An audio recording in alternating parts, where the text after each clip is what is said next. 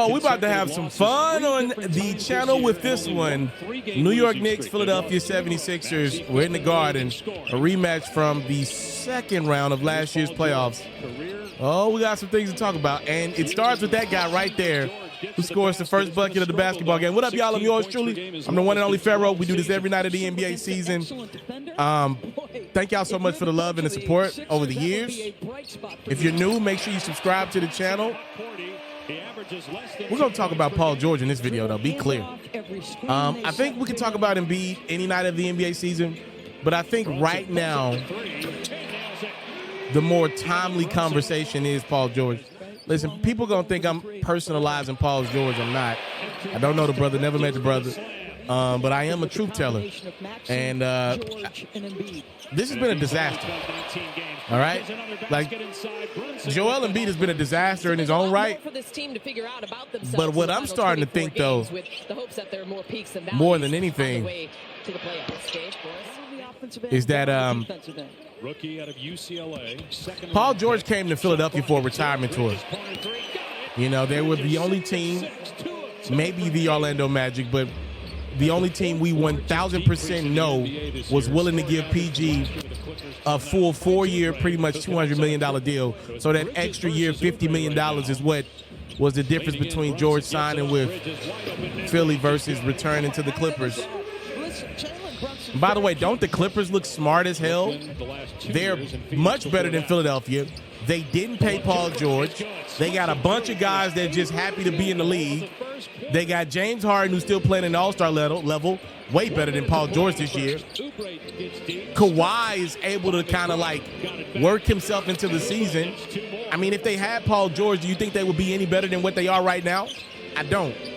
Anyway, PG made an announcement that he will be shutting his podcast down for the next few months, I'm assuming.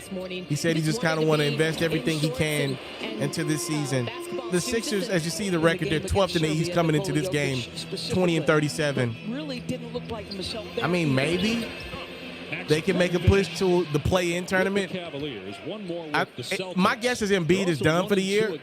I know this week he's been going through the motions of getting extra opinions on his knee. I think he's probably heading to surgery, which is what I said he should have did last year. But we are where we are. OG Anunoby nails the three, by the way. Knicks up 16 here as George gives it the look to Maxey. Yeah, here's the thing, right? Paul George is going to make a lot of money with his podcast, and maybe one day he will make $50 million a year on his podcast. I mean, hell, Gilbert Arenas is making, what is he making, about $5 or $6 million a year over there with the, his podcast, right? Like, I don't want to rule out where we're going with content. You got to think, I'm a guy that creates content. I have a deal with Underdog. I know there's money in this space, right? Like, I know there's real money. Now, I got to work harder because I didn't play 15 years in the NBA like a Gilbert Arenas or Paul George is, right? But, again, the premise of what I'm saying remains there's going to be a lot of money for former athletes who get in this space early enough. So you got to think, right? A lot of the athletes are like, yeah, I love playing basketball, but the NBA is kind of a lick right now. As long as you're as great as these guys are, in good shape like these guys are, somebody like Paul George, like, yo, I done made all the money. I just signed my last big deal. What does life look for me after this? And for the next 30 years, if I could talk on camera and make a fraction of what I made in the NBA, that's what I want to do with my life, right? So guys are like, I want to get in while the money is still good because everybody knows the money's going to dry up at some point.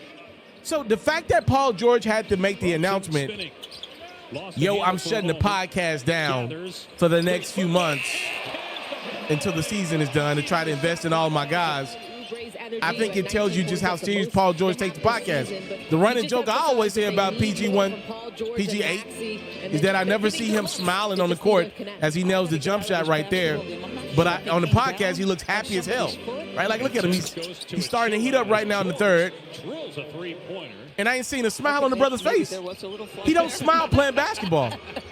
But he's always smiling and laughing on the podcast, and obviously I'm comparing hooping and talking, but I think the point that I'm trying to make is I think he really loves his podcast. So I think that was a real big deal for him to shut that podcast down. Again, Is it absurd that you got to pretty much get to this point for a guy to shut down his second gig when his first gig pays $50 million a year? I definitely think so, right? I'm not gonna lie to you. But this is where we are. He's been a disaster for Philadelphia. They would have been better off running it back with the squad they had last year, plus Jared McCain, who, as many of y'all remember, was well on his way to winning Rookie of the Year, if not for his unfortunate season-ending injury, and he's already went through surgery. But, yeah, you would have been better with the TikToker than paying Paul George. Look at this mess. This is getting you nowhere. Like, this is going absolutely nowhere, and you got 3 more years of this. And they've already paid Embiid a new deal this offseason. Daryl Morey deserves to lose his job. Didn't they let Elton Brand go a year or so ago? I think they did. I'm not sure about that. But if that is true, PG's got to, Daryl Morey's got to get fired. He's got to get fired. You now potentially have locked up 2 guys for $450 million for the next 4 or 5 years, and your best player's right there. And a chance from about 15 feet. You're pretty much giving Tyrese Maxey a crapshoot for the next few years. Puts it on the floor. Pull up jumper, front rimmed it. So again, it's just a bad situation, just for both parties involved. Or Paul George is having the time of his life. He's going to make a lot of mony.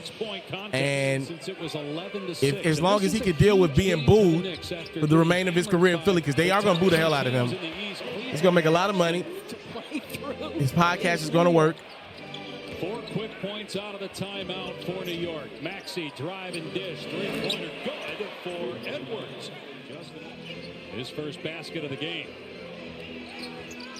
Brooks with Maxey on his hip and in his jersey. Gets past him and lays it in. Another play, though, by Anunoby. And then 30 seconds of game time. 8 minutes to go here. We got a 90-81 game. Called timeouts as well, so we'll see how long Tibbs keeps him. Oh, look at that move from Maxey. Gets to the basket that time. Anunoby moves to his left. Fires. Too strong in the triple try. Tapped out, though, by Achua to Brunson.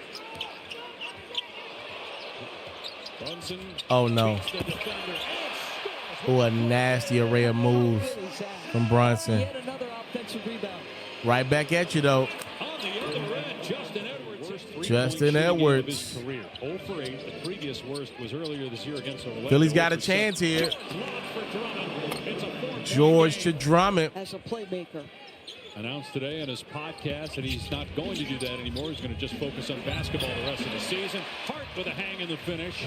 Lead back to 6 with 5 to play. George around the screen. Downhill. Tough shot. Oh, my goodness. Hey, man, that was an incredible move right there. Ridiculous. He's calling for the end one on the way. Uh-oh, give it back to him. Gets a steal. With those long arms. 3-on-2. Spot up 3. George. Oh, wow.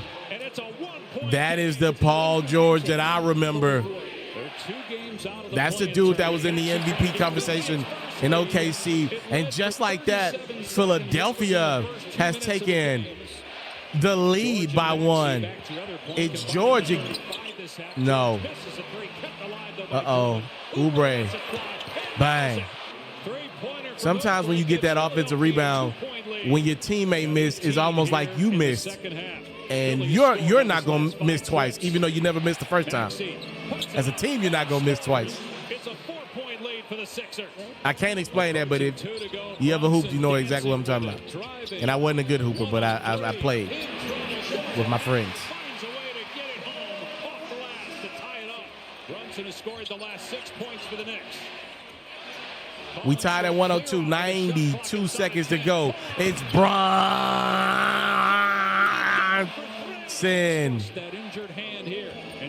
Hello. Oh, no, Drummond. Oh, and that's the foul on George. Oh, man. With 32. Make it 33, a perfect 14 of 14 at the foul line. Man, he got to the free throw line 14 times. Knicks going to run when it matters. Did Yabusele not play in this game? I would have went with Yabusele over Drummond. I think Yabusele's out. Because they usually run with Yabusele. Yeah, I think if they have Yabusele, they probably win this game. Good win for the Knicks, though. This is probably the best Philly we've seen in a minute. And the Knicks withstood their run and won the game. If you love flexing your sports knowledge, you should head over to the best place to play fantasy sports and win some money while you're at it. That's Underdog. For me, I love the pick'em game. It's super simple to play too. All you got to do is go to the Underdog website or app. You got to pick whether a player will have a higher or lower stat line for that specific game. You get your picks right, and you can win up to 1,000 times your money.